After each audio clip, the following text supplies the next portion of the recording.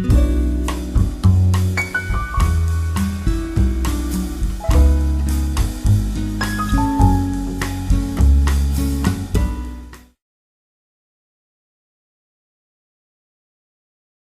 wish you a Merry Christmas. We wish you a Merry Christmas. We wish you a Merry Christmas and a Happy New Year.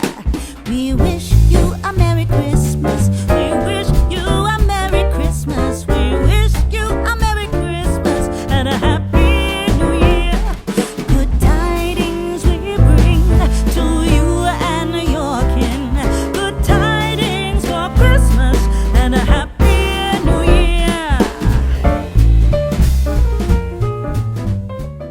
Ho, ho, ho, everyone, and welcome to this year's final vinyl and CD update. Haven't been finding all that much of full length this time. I feel like the second-hand and flea market business here in Sundsvall is a little bit low at the moment, at least when it comes to records. It's a little bit stale and uninteresting, and I guess that many is trying to get money for them on Tradera or eBay or something like that, or go to their record store to sell them. So it's very few that gives records that are of any kind of value these days to thrift stores and flea markets. But I have a whole lot of vinyl singles to show. So traditionally, with my Santa hat on, I'm going to give you a taste of what I've been finding since the last time in mid-November, as the singles are so many. I think I saved them for last. Start with CDs, and a couple of Swedish CDs. We have Swedish female singer Titiyo, and one of their later albums. This is Hidden from 2000 and see if I can find any kind of year. It's from 2008. Since Come Along CD album from 2001, I think. I haven't heard barely anything new from Titiyo. So this is going to be very, very interesting. Here is a name that I've been mentioning before that I think is today one of the most interesting Swedish singers, Lars Winnerbäck, and the album Tänk om jag ångrar mig och sen ångrar mig igen. What if I regret and then regret again, from 2009. World music, interesting, not often I show that. This is a singer from Ethiopia that I never heard before. It's fun these days where you can actually listen to YouTube first and give yourself a little see whether you like it or not before you buy it. And this is Gigi, and a self-titled album from 2001. Gigi from Ethiopia. Here is the music. Here is a whole lot of African music combined with jazz and funk. I think this sounded extremely exciting when I heard it, and the names here are also very impressive. You have Herbie Hancock here, you have Wayne Shorter here, so there are famous names helping her. So it's going to be very, very interesting. And it's not often I have the possibility either to show new Britpop, because there aren't all that much of those albums besides maybe Oasis that I have everything in full length with that are being shown at the thrift stores. But I bought Ash, and 1977 from 1996.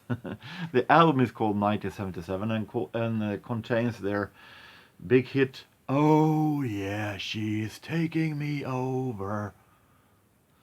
Finally, some great Britpop. And I don't have all that much full-length vinyls to show, as I've been seeing a whole lot of thrift store garbage recently. But there have been another Mega Fleamarket since before. I've shown clips from the previous Mega Fleamarket that I visited many months ago. There have been another one, and it looked pretty much the same. So I sorry for not filming this time, but it was pretty close to the previous one, and it looked pretty much the same. But I took some pictures of it.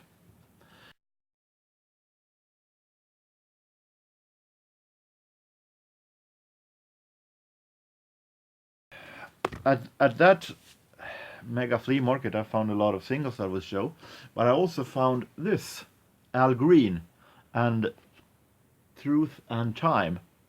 Believe it or not, this is my first Al Green album, as I'm only 5 years old as a collector of 70s soul. I haven't found any, to be honest. I listened to this one, and it's actually a really good album. I think it's a very well produced. It's a really great 70s soul album. So thumbs up. Also, I found this one. This is 3 Degrees from 1979 and 3D, produced by Georgie Moroder and Harold Faltermeyer. I listened to this one also, and it will stay in the collection as I love 3 Degrees, but it is a kind of a middle album from them, much because at least the first side is very much more to show up the producer, Georgie Moroder and Harold Faltermeyer, than to push the girls in the front. And that is not that much impressive. But the B-side is the one that saves this album, because the B-side is actually really good, especially the song Starlight. So an okay album, but not 3 Degrees' best album. We have some jazz, Oscar Peterson Trio, Affinity, and this is a Verve release. Doesn't say here, unfortunately, which is in the trio, but I assume that it is the regular one. So these are recordings from September 1962. And we also have one of the most underrated and today most sadly forgotten big band leaders, Bunny Berrigan, and a recording from RCA. A record from RCA, I'm going to say, his trumpet and his orchestra. Bunny Berrigan, who led a pretty sad life, filled with drugs and alcohol, and died way too young in the suites of those. So I have some records with Bunny Berrigan, and I was a little unsure what I had or not didn't have, but I thought that I don't see Bunny Berrigan albums all that often, so I thought, why not?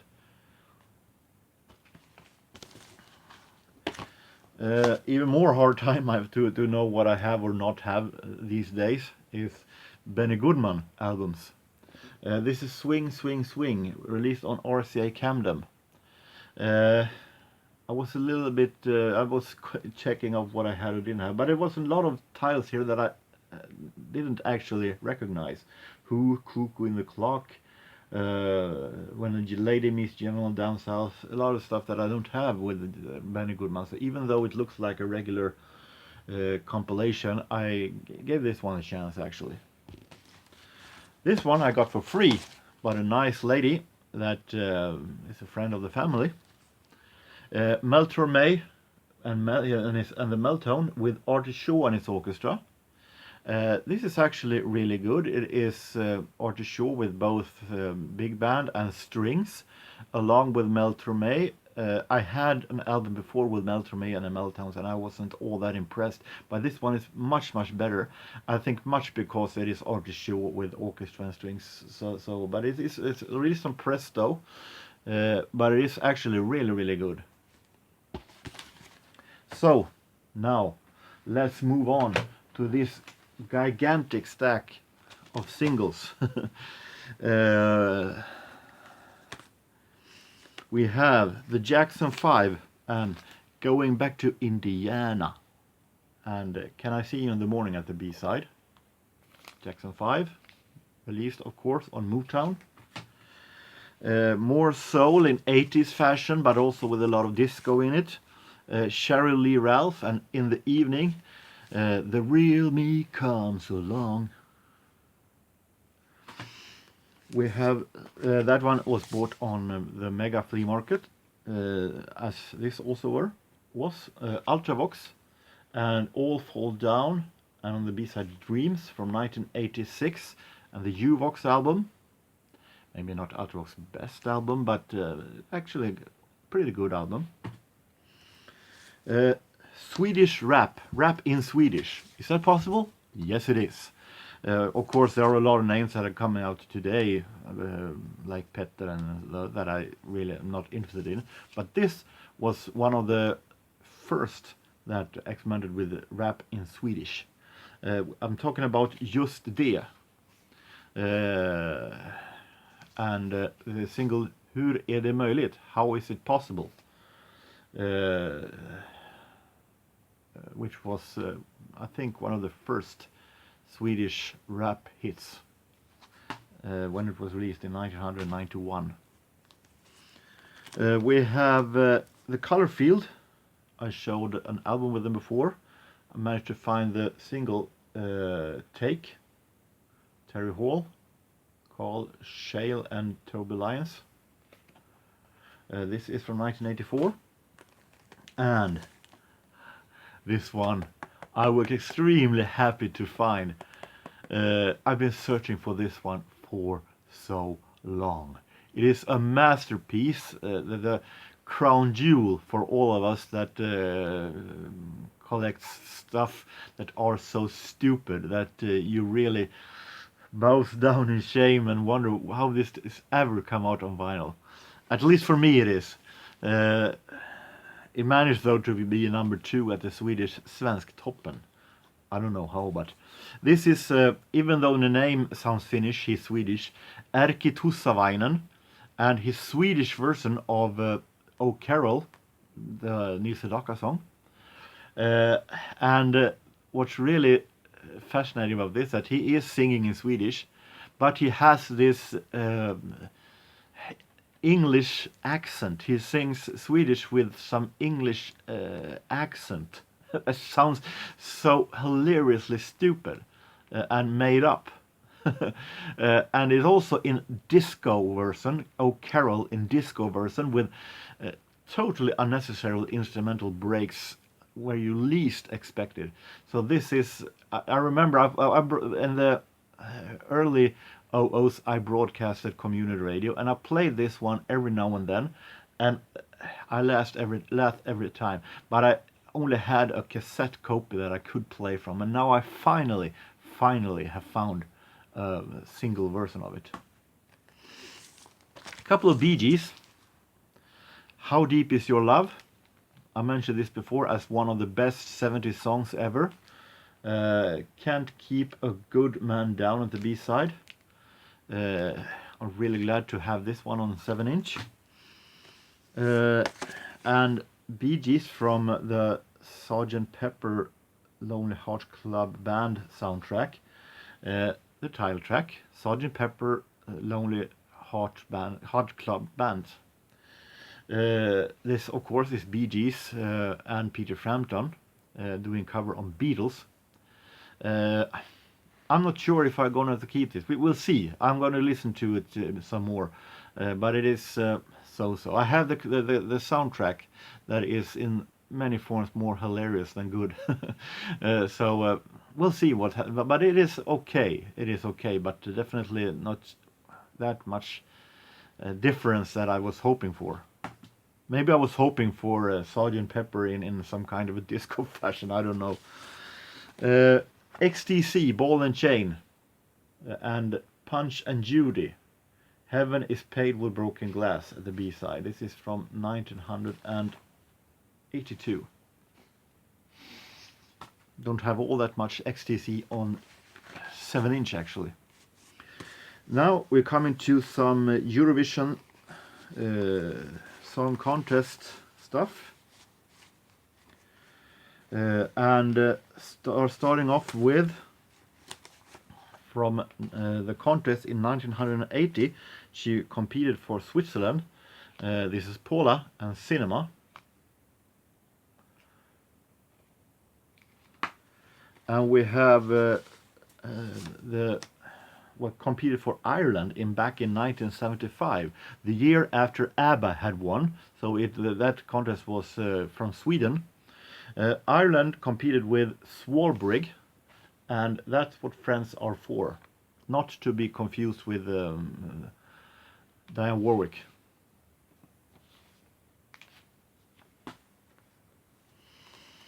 And we have from this one wasn't in Eurovision, it was in the Swedish finals to the Eurovision back in 1987. It was the runner-up, finished number 2 after the winning Lotta Engberg and Boogaloo. This is Arja Saijonmaa, born in Finland, and Högt över havet, High Over the Ocean. This is a cult classic because of the cliché-like lyrics. I am definitely not a fan of Arja Saijonmaa. It's definitely one of the artists that I like the least. But it is from the Eurovision, finals to Eurovision melody, and I collect it, so I thought, why not? The only Arja Saijonmaa I'm going to keep. We have New World and Sister Jane from 1972.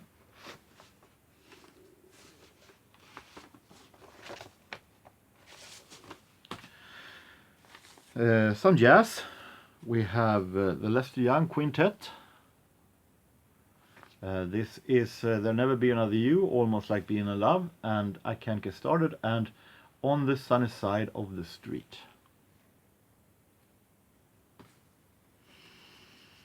And we have Sarah Vaughan with Al Mooney and his orchestra. I never heard of the band itself, but I got it for 20 cents, so why not? Give it a chance. These are with strings. The Al Mooney and his orchestra are a string orchestra. Autumn in New York and A Touch of Your Hand. Not perfect sleeve, but a great single though. My Darling, and If This Isn't Love. This one also falls on the category cult classic that are a little bit shameful. Back in the 70s, we had a world champion in amateur wrestling, who also then went to go on to become a professional wrestler. Not as successful as that though, but he won the world championship in amateur wrestling 3 times, and the first time was 1977, and as an effect to that victory, they released a single with Frank Anderson and with the dancing orchestra called Kinnels. The single, of course, is called Frank.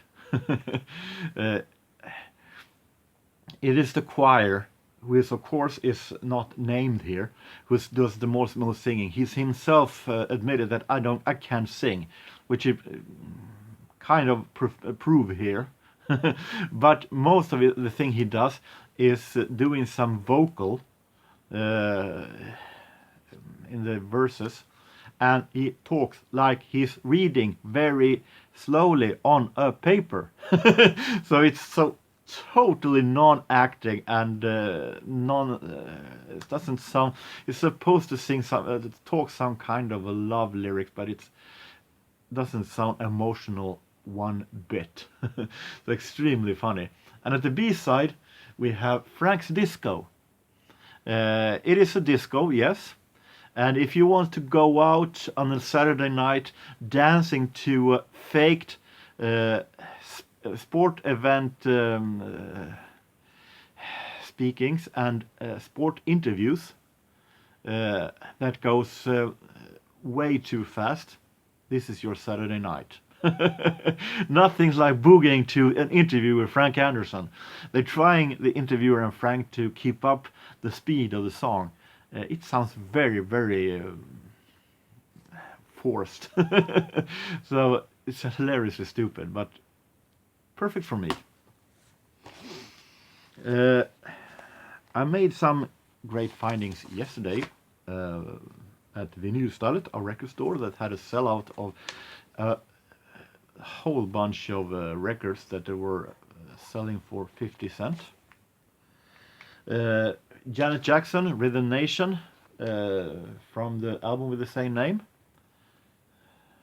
I actually didn't have.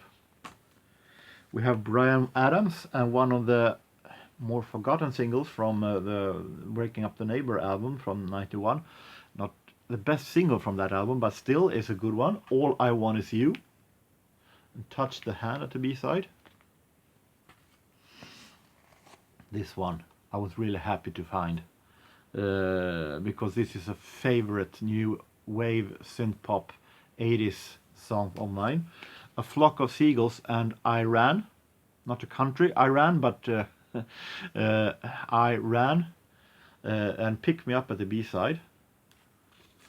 From 1982. House music. The Jack That House Built with Jack and Shill from 1987. And we have a dub version, a Jack That House dubbed at the B-side. Andy Gibb from the album with the same name from 1978. A great one, of course, produced by Bee Gees. There we go again. Andy Gibb, Shadow Dancing. A very easy one to find on a full-length album, but not all that easy to find on single, at least not here, so I'm very glad. And this one I was really happy because this one is connected to my first years, my first months as a pop nerd that I listened to a lot. It was a minor hit back then. Paul Young from the Secret of Association album and Tomb of Memories. Really, really great 80s track. Sadly forgotten today. Doll Bellow and Tango from 1987. I had the album with Doll Bellow that was really, really bad. So I feels good to have what I really want to have. This single actually, because that one was by far the best thing she did. We have Connie Francis, and even though it said in Swedish, I was a little bit fooled by this. Her hit single "Everybody's Somebody's Fool" was made in Swedish with the singer Siw Malmkvist. Then it was called Tunna skivor. And for some reason, the Swedish release tries to ride on the wave success of that Swedish version and calls Connie Francis' release Tunna skivor, which made you believe that Connie Francis is singing in Swedish, which she don't. This is the original version, Everybody's Somebody's Fool, which doesn't say here with neon light actually. But it's fun. It's a great song to have anyway, so I will keep it. Jealous of You, Robot Man, and I Hear You Knocking at the B-side. The other track, sorry, this is an EP.